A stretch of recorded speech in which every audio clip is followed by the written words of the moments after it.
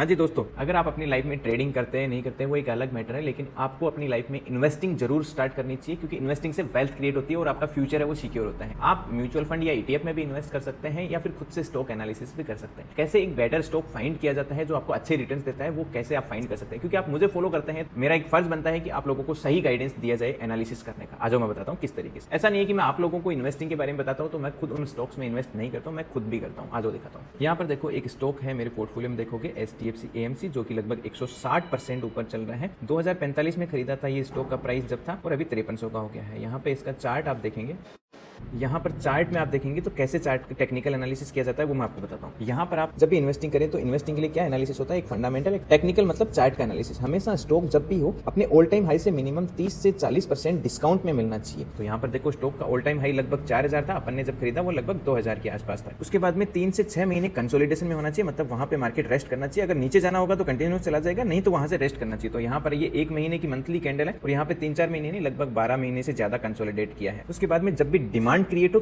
तब अपन को ट्रेड करना है। तो यहाँ पे डिमांड क्रिएट हुई, यहाँ पर आप चार्ट में देखेंगे पहले डिमांड क्रिएट थी। उसके बाद में जैसे ही मार्केट इस जोन पे दोबारा आया, मार्केट ने एक डब्ल्यू पैटर्न बनाया और उसके जैसे ब्रेक किया, तब अपन ने 2045 में एंट्री किया और अपन पूरी की पूरी रैली को एंजॉय कर रहे हैं अभी तक। उसके बाद में आपको इस स्टॉक के फंडामेंटल में क्या देखना चाहिए, हमेशा बड़ी कंपनी को चूज करें, ब्लू चिप या लार्ज कैप कंपनी हो, मतलब 50,000 करोड़ से ऊपर की होनी चाहिए। पी रेशियो है वो 30 से कम होना चाहिए, हाई पी रेशियो से दूर रहे, मैं ये सजेस्ट करता हूँ, बाकी आपकी मर्जी। आरओसी मतलब 15% से ज्यादा होना चाहिए, मतलब आरओसी क्या होता है, खुद का पैसा प्लस कंपनी में इन्वेस्टर का पैसा, उस 15% से ज्यादा तो रिटर्न कमाना ही चाहिए। डिविडेंड देने वाली कंपनी होनी चाहिए ताकि पता रहे कि उसके प्रमोटर्स अच्छे हैं और जो भी प्रॉफिट होता है उसमें से कुछ शेयर होल्डर्स को देते हैं। सेल्स है, मतलब कंपनी जो भी बिजनेस करती है उसकी सेल्स हमेशा इंक्रीजिंग फॉर्म में होनी चाहिए। नेट प्रॉफिट है कंपनी का वो इंक्रीज होता रहना चाहिए साल दर साल। और कंपनी की प्रमोटर होल्डिंग है वो 50% से ज्यादा होनी चाहिए। अगर वो पब्लिक सेक्टर कंपनी है तो मतलब उसके प्रमोटर्स को तो कम से कम अपनी कंपनी पे भरोसा होना चाहिए। कंपनी पे जहां तक हो सके कर्जा नहीं होना चाहिए। अपन को जब बिना कर्जे वाली मिल सकती है तो अपन कर्जे वाली कंपनी क्यों खरीदे। अब इसका फंडामेंटल एनालिसिस आप यहाँ पे देखोगे, लगभग कंपनी अभी 1,13,000 करोड़ की है, जब मैंने खरीदा था 50,000 करोड़ की है। अभी कंपनी का पी चल रहा है वो 46 का चल रहा है, लेकिन मैंने जब खरीदा था ये लगभग 25-30 का पी था। कंपनी डिविडेंड भी देती है 1.6%, कंपनी का आरओसी भी आप देखेंगे 43% है, जो कि 15 से तो लगभग 3 गुना ज्यादा है। अब कंपनी के यहाँ पे प्रोज देखेंगे, ऑलमोस्ट डेट फ्री है, मतलब बिना कर्जे वाली है। और बैलेंस शीट आप देखेंगे यहाँ पे, अब यहाँ पे बैलेंस शीट में आप प्रॉफिट लॉस में देखेंगे तो कंपनी की जो सेल्स है वो आप देखेंगे 2014 में 898 करोड़ थी, जो कि अभी लगभग 2025 में 4000 करोड़ के आसपास है। कंपनी का नेट प्रॉफिट आप देखेंगे कि जो 358 करोड़ था वो लगभग 2400 करोड़ के आसपास हो चुका है। और कंपनी पे कर्जा बोरोइंग देखोगे लगभग ना के बराबर, मतलब जीरो है। वहीं पे आप प्रमोटर होल्डिंग देखोगे तो 52% है, जो कि स्टेबल रहा है। इस तरीके से जब भी आप किसी कंपनी का फंडामेंटल एनालिसिस करें तो आपको टेक्निकल प्लस फंडामेंटल दोनों एनालिसिस करना चाहिए। हमेशा लॉन्ग टर्म के लिए इन्वेस्ट करें, इसके बाद में भी सारे एनालिसिस करने के बाद भी मार्केट में अगर आप इन्वेस्टिंग करते हैं तो आप स्टॉक मार्केट हमेशा वॉलेटाइल होता है, तो आपको वॉलेटिलिटी को हमेशा समझ के उसके बाद में इन्वेस्टिंग को शुरू करना चाहिए। Thank you.